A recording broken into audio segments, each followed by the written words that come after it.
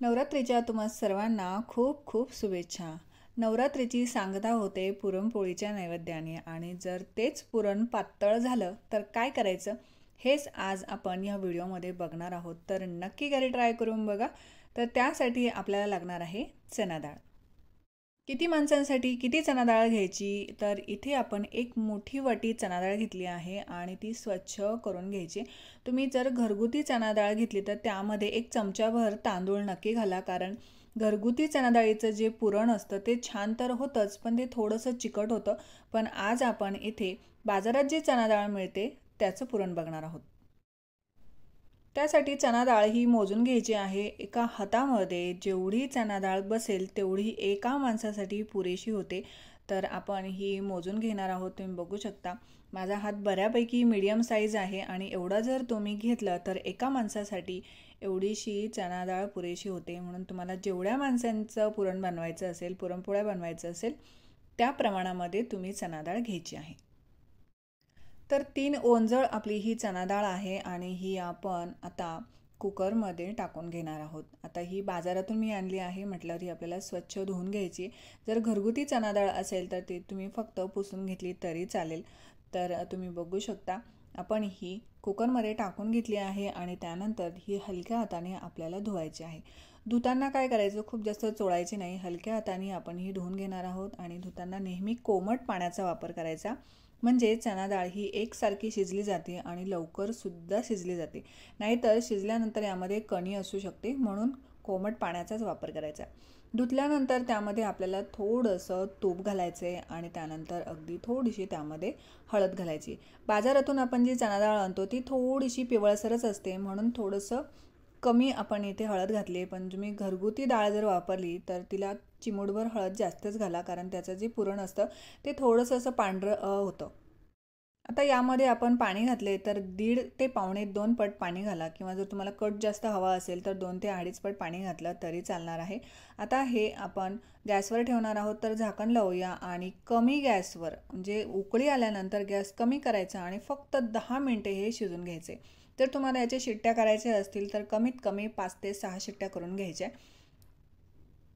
मी नेहमी कमी गॅसवर 10 मिनटे चणा डाळ शिजून घेते. आता पीठ किती घ्यायचं ते बघूया आपण. ज्या वाटीने आपण चणा डाळ घेतली होती त्या वाटीने 1.5 वाटी आपण पीठ घेतलं आहे. इथे गव्हाचं पीठ मी वापरलं आहे. तुम्ही अर्धा मैदा अर्धा गव्हाचं पीठ वापरलं तरी चालेल. चवीनुसार त्यामध्ये मीठ घालायचं आहे आणि अगदी थोडीशी त्यामध्ये आपण हळद घालूया. चणा डाळ ही शिजल्यानंतर 1.5 ते 2 पट होते, म्हणून त्याच प्रमाणामध्ये आपल्याला पीठ लागणार आहे. म्हणून जेवढी चणा डाळ घेतली तेवढी कधीही पीठ घ्यायचं नाही, तर शिजल्यानंतर जेवढी चणा डाळ होती तेवढं आपल्याला पीठ घ्यायचं आहे. म्हणून इथे आपण 1.5 वाटी पीठ घेतलं आहे आणि त्यामध्ये आपल्याला थोडं थोडं पाणी ॲड करत छान मऊसरपेक्षा किंचितसं पातळसर आपल्याला हे पीठ तयार करून घ्यायचं आहे. म्हणजे चपातीपेक्षा हलकंसं पातळसर करायचं आहे. मला तसंच आवडतं म्हणून मी करून घेतलं आहे. जर तुम्हाला सवय नसेल तर चपातीसारखं तुम्ही मळून घेतलं तरी चालणार आहे. कधी कधी मैदा हा खूप पातळ होऊन जातो आणि आपल्याला त्याचा अंदाज येत नाही, म्हणून याचा व्हिडिओसुद्धा आपण पुढे बघूया. जर पीठ पातळ झालं तर काय करायचं, तर तुम्ही बघू शकता हे बऱ्यापैकी पातळ आहे आणि हे आपण असंच ठेवून देऊया. ही मी नॉर्मल चपातीचं जे पीठ असतं ते वापरलं. यामध्ये कोंड्याचं प्रमाण भरपूर आहे तरीही आपली पुरणपोळी फाटणार नाही, म्हणून हे थोडंसं मी पातळसरच केलं आहे. जर तुम्हाला सवय नसेल तर चपातीसारखं करा. तर आता आपण गुळाचं प्रमाण बघूया. तर गूळ घेताना आपण जेवढी चणा डाळ घेतली होती तेवढाच आपल्याला गूळ घ्यायचा आहे, किंवा त्यापेक्षा थोडंसं कमी घेतला तरी चालेल. जर तुम्हाला गोड खायचं नसेल, जास्त गोड आवडत नसेल तर थोडंसं कमी घ्यायचं आहे. आपण चणा डाळ एवढं भरून घेतलं होतं त्यापेक्षा मी थोडंसं गूळ कमी घेतला आहे आणि तो मी अशा पद्धतीने चिरून घेतला होता. आणि त्यानंतर 2 मोठे चमचे आपण त्यामध्ये साखर घातली आहे. म्हणजे जेवढं चणा डाळ होती तेवढाच आपण इथे गूळ वापरला आहे. तुम्ही साखर स्किप केली तरी चालेल, पण साखरेने आपल्या पुरणाला छान ग्लेज येतो, खूप छान चकाकी आपल्या पुरणाला येते, म्हणून आपण यामध्ये साखर घातली आहे. आणि तुम्ही बघू शकता चणा डाळसुद्धा आपली मस्त शिजून तयार आहे. आता पुरण पातळ का होतं, जर तुमची चणा डाळ खूप जास्त शिजली असेल तर पुरण पातळ होतं, किंवा जर तुमचा गूळ जास्त झाला असेल तर पुरण पातळ होतं. तर बरेचसे कारणं आहेत पुरण पातळ व्हायचे. त्यातले हे 2 मेन कारणं आहेत की डाळ खूप जास्त शिजली जाते आणि 90% बायकांचं असंच होतं की खूप जास्त डाळ शिजल्यामुळे पुरण पातळ होतं. म्हणून डाळ शिजवताना ती व्यवस्थित अशा पद्धतीने तुम्ही दाबून बघा, व्यवस्थित ती शिजली गेली पाहिजे. जेव्हा कुकर आपण लावतो तेव्हा शिट्टी होते तेव्हा खूप छान असं सुगंध येतो. समजा आपली जी चणा डाळ आहे ती व्यवस्थित शिजली आहे. गॅस लगेचच बंद करायचा आणि कुकर छान थंड होऊ द्यायचा. त्याची हवा बिलकुल काढू द्यायची नाही आहे आणि ही आपण एका चाळणीवर काढून घेतली. तुम्ही बघू शकता त्यातलं पाणी पूर्णपणे निथळू द्यायचं. पाणी पूर्णपणे निथळल्यानंतरच आपल्याला ही प्रोसेस करायची आहे, नाहीतर चणा डाळीमध्ये पाणी राहतं आणि मग पुरण पातळ होऊ शकतो. आता आपण मॅशरच्या साहाय्याने अशा पद्धतीने सुरुवातीला चणा डाळ ही दळून घ्यायची. तुम्ही ही मिक्सरमध्ये सुद्धा बारीक करून आणि मग अशा पद्धतीने चाळणीवर वाटू शकता किंवा पुरण यंत्रातून सुद्धा तुम्ही काढू शकता. पण ही पद्धत जी आहे ती मला सोपी वाटते, कारण यामध्ये जर कणी राहिली आणि तुम्ही लगेचच गूळ घातला तर आपलं जे पुरण आहे ते खूपच वातट होऊन जातं. म्हणून अशा पद्धतीने तुम्ही डाळ छान व्यवस्थित अशा पद्धतीने बारीक करून घ्या आणि मग त्यामध्ये गूळ घाला. तर तुम्ही बघू शकता छान मऊसर अशी ही डाळ आपली तयार आहे आणि छान दिसत आहे. तुम्ही बघू शकता अशाच पद्धतीने आता आपण सर्व जी डाळ आहे ती वाटून घेतली आहे चाळणीच्या साहाय्याने आणि तुम्हाला दिसत असेल ती खूप सुंदर अशी डाळ झाली आहे, खूप मऊसर अशी झाली आहे. आणि तुम्हाला मी दाखवते बघा, गोळा केल्यानंतर खूप छान गोळा आपला तयार होतो आहे. आणि हे डाळ जेव्हा तुम्ही व्यवस्थित उन्हामध्ये वाळवून ठेवली तर ऐनवेळी तुम्ही पुरण बनवू शकता आणि ही डाळ 6 महिने सहज टिकते आणि आपलं पुरणपोळीचं प्रीमिक्ससुद्धा तयार होईल. तर तुम्ही ही डाळ छान अशी वाटून ठेवा, त्यामध्ये गूळ घाला, व्यवस्थित मिक्स करा. 5 मिनिटांमध्ये तुमचं पुरण तयार होईल. त्यानंतर त्यामध्ये आपण गूळ आणि साखर जी मोजून ठेवली होती ती मिक्स करून घेऊया. आज जी मी डाळ शिजवली आहे ती परफेक्ट शिजली आहे, म्हणून मी जर हे व्यवस्थित मिक्स करत राहिले तर माझं पुरण अतिशय सुंदर होईल. पण जर तुमचं पुरण पातळ झालंच तर काय करायचं हे आपण पुढे बघूया. तर व्यवस्थित हे मिक्स करून घ्यायचं आहे. त्यामध्ये जर गुळाच्या गाठी असतील, छोटे छोटे खडे असतील तर ते पूर्णपणे आपल्याला मोडून घ्यायचे. जर ते पुरणामध्ये तसेच राहिले आणि तुम्ही लाटायला घेतलं तर एक तर पुरणपोळी फाटते आणि जर लाटताना नाही फाटली तर ती भाजताना हमखास फाटते. म्हणून व्यवस्थित त्यातल्या ज्या गुठळ्या आहेत, खडे आहेत ते व्यवस्थित मोडून घ्यायचे आणि गूळ नेहमी अशा पद्धतीने फोडूनच घ्यायचा, कारण किसलेला जो गूळ असतो तो थोडा जास्त भरतो आणि मग तुमचं पुरण जे आहे ते थोडंसं गोडसर होतं आणि त्यामुळे ते पातळ होतं. म्हणून गूळ घेताना नेहमी चिरून घ्यावा. थोडेसे खडे राहिले तरी काही हरकत नाही आहे. तुम्ही जेव्हा अशा पद्धतीने मिक्स करत राहाल तेव्हा ते व्यवस्थित मिक्स होतात, बारीक होतात. म्हणून व्हिडिओत दाखवल्याप्रमाणे ते छान मोडून घ्यायचे. किंवा तुम्ही बेस्ट वे म्हणजे गुळाची पावडरसुद्धा इथे वापरू शकता. त्याने तर खूपच झटपट तुमचं पुरण तयार होईल. तर तुम्ही बघू शकता थोडंसं पातळसर ते झालं आहे आणि हे पुरण मी जर 2 ते 3 मिनटे छान मिक्स करत राहिले तर माझं पुरण छान होईल.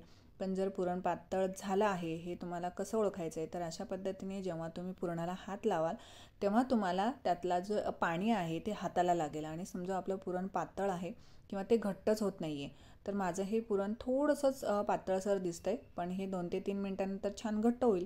पण जर पुरण पातळ झालंच तर काय करायचं, आपल्याकडे गव्हाचं पीठ नेहमी असतं, तर गव्हाचं पीठ घ्यायचं. आता हे पुरण खूप जास्त पातळ नाही आहे म्हणून मी अगदी थोडंसंच त्यामध्ये घालणार आहे, म्हणजे अर्धा चमचा आपण यामध्ये गव्हाचं पीठ घालूया. हे पुरण खूप पातळ नाही आहे म्हणून फक्त अर्धा चमचा मी घालत आहे. पण जर तुमचं पुरण खूप जास्त पातळ असेल तर 1 ते 1.5 चमचा, खूप जास्त नाही, 1 ते 1.5 चमचा नॉर्मल गव्हाचं पीठ यामध्ये घाला. पटपट मिक्स करा आणि मिक्स केल्यानंतर तुम्ही बघू शकता लगेचच हे घट्ट व्हायला सुरुवात झाली आहे. म्हणजे तुम्हाला हे पुरण पिळायची गरज नाही, कारण बऱ्याच बायका आपल्याला सांगतात की पुरण पिळून घ्या म्हणजे ते व्यवस्थित होईल, मग त्यातला गोडवा कमी होतो. असं न करता अशा पद्धतीने जेव्हा तुम्ही गव्हाचं पीठ त्यामध्ये ॲड करता तर पुरण हे खूप लवकर घट्ट होतं. तर तुम्ही बघू शकता आपलं पुरण खूपच छान झालं आहे. अशा पद्धतीने उचटणी किंवा चमचा पुरणामध्ये रोवून ठेवायचा. तो जर खाली पडला नाही समजावं आपलं पुरण छान झालं आहे, कारण थंड झाल्यानंतर हे अजून घट्ट होणार असतं.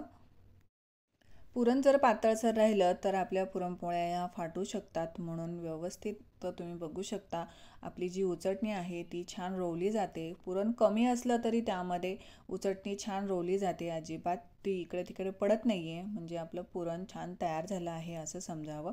तुम्ही बघू शकता मस्त असं हे पुरण आपलं तयार आहे आणि त्यामध्ये आपण चवीनुसार मीठ घालूया. त्यानंतर वेलची पूड, जायफळ पूड घालायची आहे.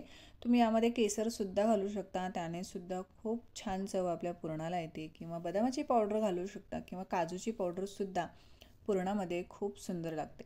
तर व्यवस्थित हे मिक्स करून घ्यायचं आणि मिक्स झाल्यानंतर हे पुरण पूर्णपणे थंड करून घ्यायचं. जर गरम असतानाच तुम्ही हे पिठामध्ये घातलं तर पुरणपोळी ही हमखास फाटते. आणि जर तुम्हाला सवय नसेल तर तुम्ही इथे मैद्याचा वापर करू शकता, पण आज आपण इथे फक्त गव्हाचं पीठ वापरून पुरणपोळी करतोय. तर गव्हाचं जे पीठ आहे कधी कधी आपण पुरणपोळी करताना ते फाटू शकतं. म्हणून जर तुम्हाला सवय नसेल तर तुम्ही फक्त मैदा वापरू शकता, किंवा जर मैदा खायचा नसेल तर गव्हाचं जे पीठ आहे ते कापडाने व्यवस्थित गाळून घ्यायचं आणि मग हे पीठ तुम्ही यूज करू शकता. तर आपलं पीठ मस्त भिजलं आहे, तुम्ही बघू शकता. आता आपण त्यामध्ये थोडंसं तेल घालूया, किंवा तुम्ही तुपाचा वापरसुद्धा करू शकता. हे थोडंसं पातळसर आहे म्हणून आपण इथे छान तेलाने मालिश करून घ्यायची आणि मस्त ते झालं आहे. तुम्ही बघू शकता छान लवचिक असं हे पीठ आपलं तयार आहे. याच्या तुम्ही तेल पोळ्यासुद्धा करू शकता, म्हणजे तेल पुरणपोळी करू शकता, किंवा आपण पिठावर लाटून पुरणपोळीसुद्धा बनवू शकतो. तर व्यवस्थित हे मळून घ्यायचं आहे. जेवढं तुम्ही मालिश कराल तेवढी तुमची पुरणपोळी छान तयार होईल. तर व्यवस्थित हे मळून घ्यायचे. जर तुम्हाला वाटलं की तुमचं जे पीठ आहे ते जास्तच पातळ झालं आहे, किंवा आता आपल्याला पुरणपोळीच येत नाही आहे, तर काय करायचं, यामध्ये हलकंसं पीठ घालायचं. किंवा पुढे काय करायचं ते आपण बघूया. तर हे व्यवस्थित आपण सुरुवातीला मळून घेऊया.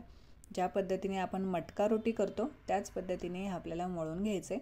आणि जर पीठ पातळ झालं तर काय करायचं, पोळपाटाला अशा पद्धतीने एखादा रुमाल किंवा सुती कपडा बांधून घ्यायचा, जेणेकरून पोळपाटाला पुरणपोळी अजिबात चिकटत नाही आणि आपल्याला जे वरून पीठ लावावं लागतं ते अतिशय कमी लावायला लागतं, जेणेकरून आपली जी पुरणपोळी आहे ती छान मऊ लुसलुशीत तयार होते.